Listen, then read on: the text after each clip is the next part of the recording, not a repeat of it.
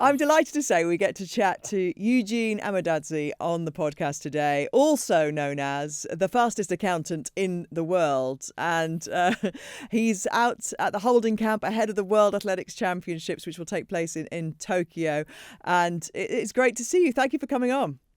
Thank you for having me, guys. Appreciate it. Your story is a great one, and for the last couple of seasons, you've had that moniker of being the fastest accountant in the world. So just explain kind of what was going on in your life in your early 20s when you were clearly fast, but also good with numbers. Yeah, honestly, like this whole athletics journey wasn't even, I can't even lie and say it was a dream that I had. My whole idea in life was, okay, cool, I'm going to go out there, I'm going to get my qualification, and then I'm going to join the rat race, so to speak, and I'm going to just climb the corporate ladder. And that was kind of the dream. Just climb the corporate ladder, one day become like a CFO of some kind. And the idea of being an athlete, came nowhere in my thinking at all. Like it was just almost like a passion I had when I was younger. And I used to play a lot of football. That was kind of my real dream, a young boy who wanted to become a footballer. But yeah, that kind of didn't happen. And yeah, I guess it was almost good enough for me to be that guy who was sat on his sofa saying that I could have been if I had tried. So I watched London at home, the 2012 Olympics. I watched the London World Champs 2017 at home. And yeah, for years, that was me, just a numbers guy who would tell people that I could have been an athlete if I really wanted to. Or were you simply just playing football as a kid? Yeah, so I played a lot of football and I did do a little bit of track in school. So it was a nice excuse to get out of lessons early, if I'm being honest with you. And so I did a little bit of athletics. But not maths, clearly. But no, never anything like serious. I never joined an athletics club or anything like that. So truly, I was truly a beginner when I started out at the ripe old age of 27.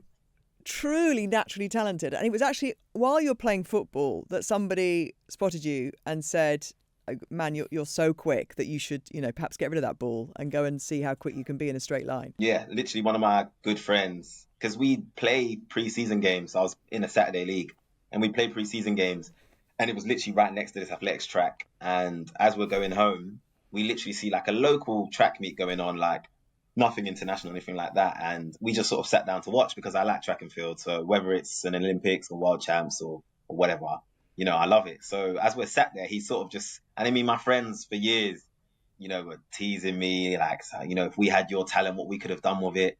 And I guess for years, I just sort of ignored it. It was just like, you know what? Maybe I believed in my own legend a little bit, that if I wanted to, I could have.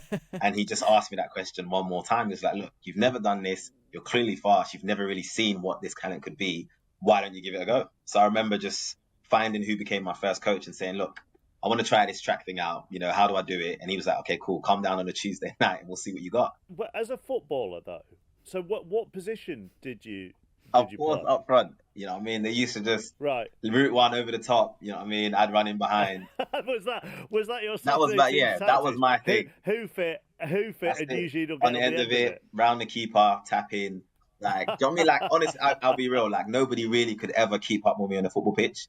So I guess there was a part of me that was like, yeah, yeah. I just, But do you know what's really interesting, Eugene? We had. Well, when Usain Bolt tried to be a footballer. Yeah, I do remember that. So we had, didn't we, Gabby? Yeah. We had Usain Bolt's coach on when he went to Australia to try and be a footballer. I remember that. And he was saying that the majority of the players would beat Usain Bolt over the first 10, 15 yards in training, and they would then dine out on that. Because actually, for the athlete, for the 100-metre sprinter, and for him in particular, the speed came after 40 metres. Yeah.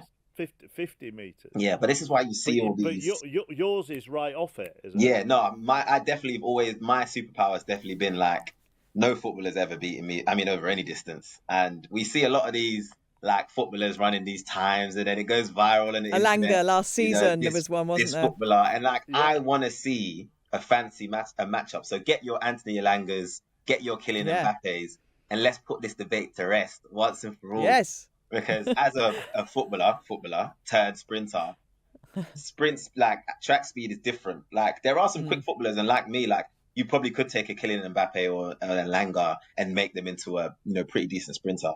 But no, for me, I always had that sort of turn of pace. So back to you, right? So you've got yourself into British squads over the last couple of years and been part of the well-drilled relay. But this season, you have posted the second quickest time of all time for a British athlete, joint with Linford Christie now, 9:87 you ran just before you went out to the holding camp in Tokyo.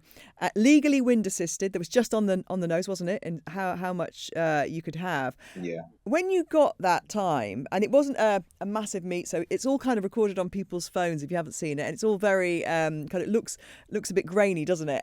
When you realised the time that you'd run, tell us what was going through your mind at that moment. It still hasn't even sunk in now. And it was just one of those like truly surreal moments in life where almost like an out of body experience, almost like I just took off round the bend. Like it might as well have been a 200-meter sprint because I just kept going. And my voice is only just recovering because I was screaming and shouting so much. Burst out into a worship song afterwards. Like it was just one of those moments where it was just like 9:87, and like you just said there, like tied with Linford, second fastest Brits, fifth fastest European as well. Yeah, it's just I can't comprehend it. Like it's funny because in the 2021 British Championships I came second, and my friends found Linford on that day and asked him to record a video for me because they knew that Linford was one of the guys, like he's like one of the GOATs, he's won it all.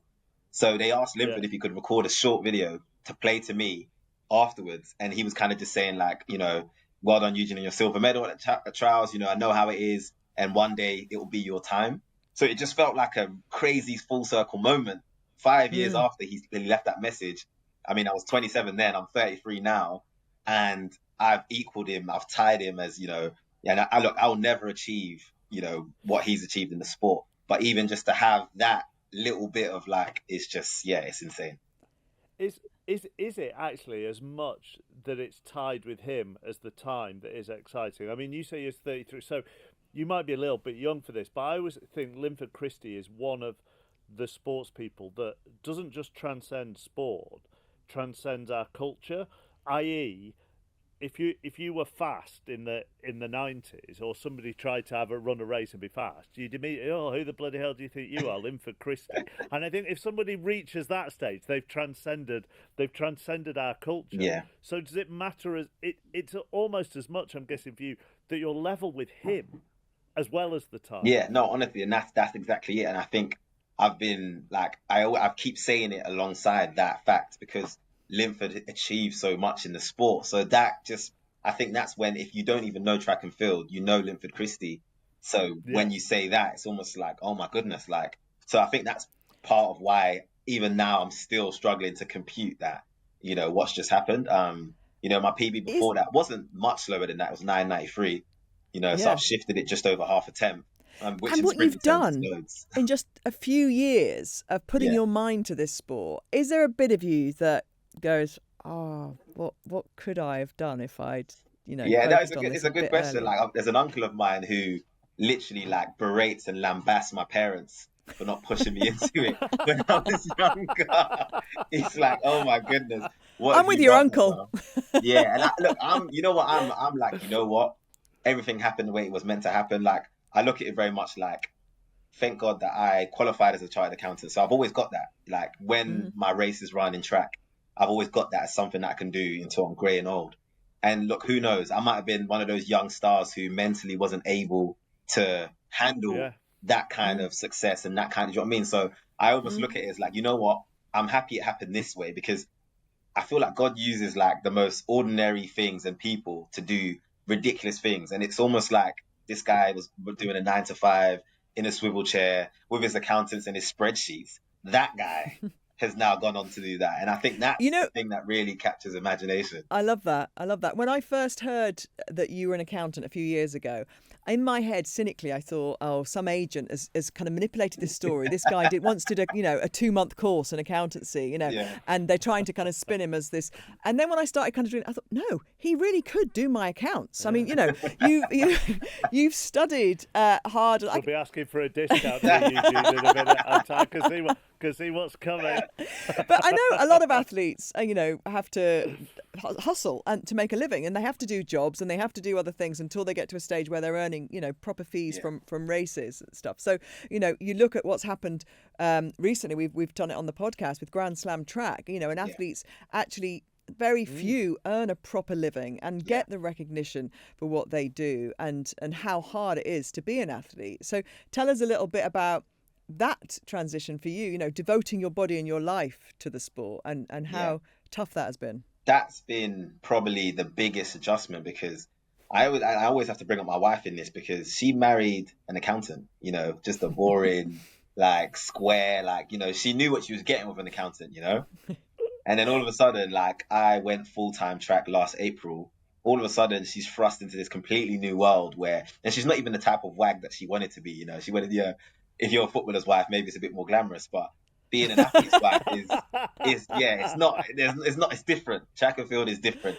For one reason or another, track and field isn't one of those sports that gets the same eyes, the same money as other sports.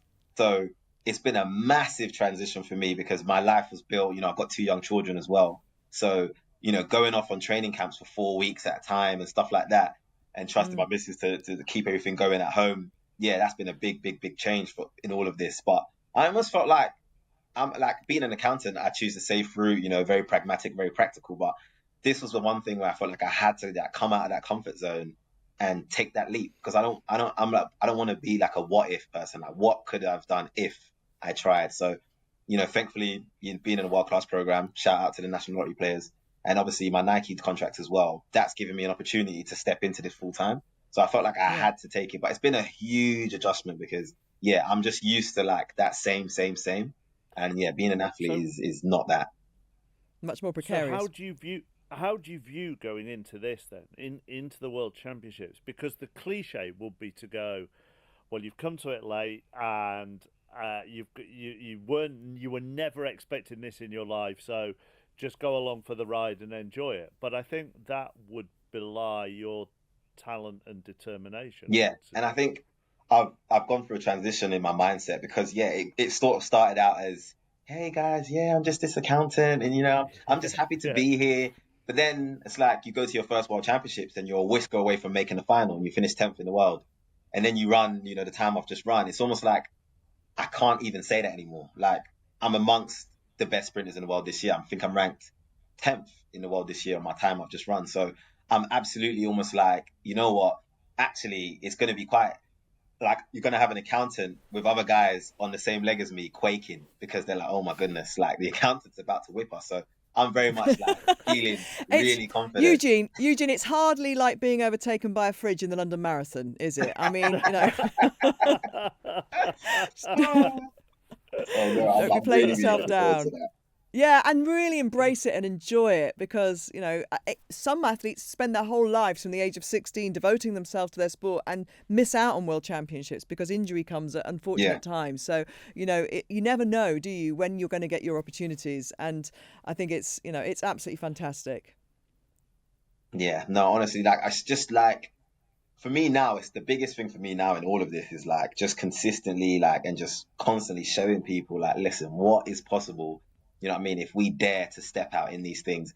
And it's interesting, a little bit like, it's actually funny that when I found out that you were on this podcast, Gabby, I was kind of thinking, you know what, for both of you, actually, what you've done, but particularly you, Gabby, like, you've done something in women's broadcasting, like, being a broadcaster in that space at a time where, women weren't necessarily encouraged to be in that space or had to work a bit harder. And I feel like I'm almost not an imposter in this space, but a little bit like that. I'm trying to show people, like, you don't have to do it the way that everybody else does it.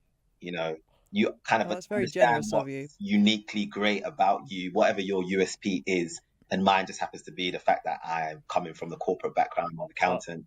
And then I've come into this and people are like almost trying to put me in this box. And I'm like, no, world's fastest accountant, I'm doing it different. I'm doing it like this. And I want people to see that and be like, okay, cool. Reinvention at any age is possible, or you don't have to go through the conventional route, or you don't have to just be a jack of like one, like, oh no, you've only got to be this. No, you can be this and something else. For most of my track career, I've been an accountant at the same time. I've only been full-time track for the last year and a bit. So I take a level of inspiration from your story, and I feel like mine is similar in that way. So that's Eugene, if you were 10 years older, you could come on my other podcast, The Midpoint. So that's in 10 years' time you go on the midpoint and you'll do Gabby's account. So that's great. Mate, So if you just go deliver a medal now, then that'd be great. But you are right, Eugene. Without embarrassing Gabby, you are very right about her and the career that she forged in what was a very different industry 25 years ago, because it was, wasn't it, Gabby? Yeah, but I think, then, like Eugene says as well, it's taking that step, isn't it, into the unknown and having a little bit of faith, that if it does, and you know what, if it goes wrong, so what? I've tried it. That's the thing. And I talk to, when I go and talk to students and kids or whatever, like, there's no right or wrong way to maybe there is if you're a doctor or a dentist. Maybe there are certain things you have to do medically, right? But I just, but for a lot of our careers, there's no right or wrong way to follow a career path. That's so I completely agree. Just your uncle's probably asked this question, Eugene, but you mentioned your kids. Are they quick or mathematical? You know what? I think my daughter, so she's 4, she's starting school this week.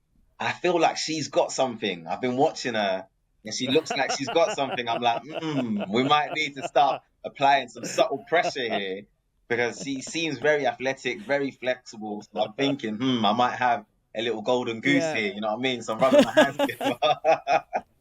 Yeah, don't let her wait till she's 28 to join the local track and field club. Eugene, it's been absolutely brilliant to chat to you, and I just can't wait to see what happens for you in Tokyo and beyond. Yes, we're going for gold, guys. We're going for gold. I think that'll be a beautiful way to cap off what's been a great year. So I think so. Yeah, it'll be amazing.